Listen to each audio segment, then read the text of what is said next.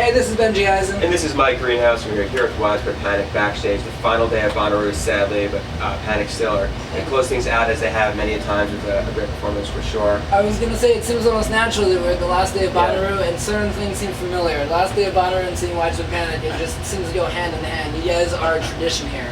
I know that Bonnaroo every year, they try to do new things, and they try to always make it very noticeably different from year to year, but there are certain standbys that I feel bring a certain level of comfort to it. Right. When you guys look at Bonnaroo on your tour schedule and you see that you're coming to Bonnaroo, you're starting the tour at Bonnaroo, how do you feel about that? I mean, it's not just a normal tour stop to you. It's a trial by fire when it's the first show of the tour. Right, yeah.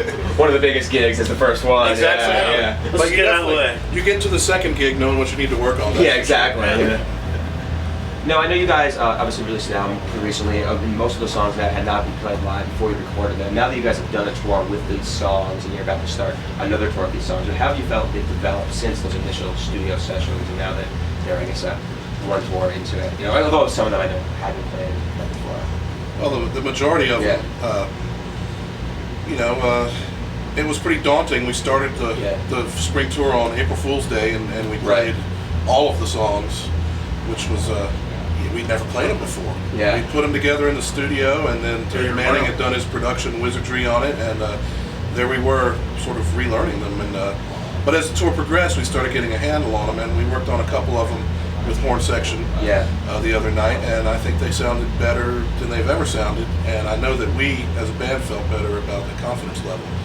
It's a different route for us because usually we test the songs out on the road and. We hammer them out and then go into the studio and whiz bang, we cut them. What was, I suppose, the mindset behind trying this new approach? Trying a new approach. Yeah. It's album number 18, 19, 10 or whatever, and you just got to shake things up. It's kind of like this festival. You got to hand it to them for trying to shake things up. You say trying to shake things up, and you guys are still trying new things after all these years as a band. One of these new things to me is Jimmy Herring brings a newness to the band, or a differentness to the band. Can you talk about that? How has he reinvigorated you guys, if that's the correct word? Well, that's partly why we went to the studio so quick. Was because Jimmy, it's like, man, let's just go and write songs in the studio with Jimmy and do this because we were just. I was so excited, just get in the studio with him. So Jimmy's. It's been a regeneration. Jimmy has allowed us to get back to evolving as a group, which was always really sort of the underlying current. The unspoken thing is, if we don't continue to evolve, then what's the point? Right. And having someone who we've known for so long, who's such a humble guy and such an incredible musician, he did his homework. He learned that vast catalog. Yeah. He went out on the road and played it for 4 tours, and we're like, we need to give him a chance to make his entry into the band. Yeah. And he really, in the studio, just watching him work and listening to what he's capable of doing in that environment it'll bring a tear to your eye. When he's there from the genesis of the songs, I'm sure. Well, and his songwriting. Her dance. Just, what a piece of music that is, she brought into the band. Going back to Bonnaroo specifically, I mean, like I said, there's an air of familiarity with you guys, and the audience is obviously your audience. It's a Bonnaroo crowd, it is a Widespread Panic crowd. When you go to other festivals, like I know you're doing Outside Lands at the end of the summer, which is much more of a varied festival that doesn't have necessarily that established fan base that draws from a certain jam band past or things like that. When you go to those other festivals, do you approach it differently than you would Bonnaroo? No, we can't, because if we start doing that, then we're not doing what we do. Right. And in light of that question, it makes me think about when years ago we went to Europe and did a couple of festivals in Germany, and I remember coming back from that and thinking, why aren't there festivals like this in the U.S.? Because the lineups were so varied. Yeah.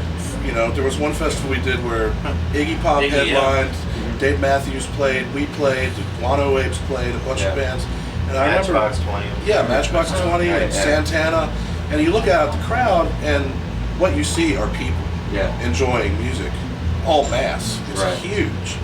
But it's not like so cleverly niched. It's not like some guy in the marketing department going, how can we ensure that this is a success? Right. It's more like, how can we ensure that this is enjoyable for people who want to come see music? Right.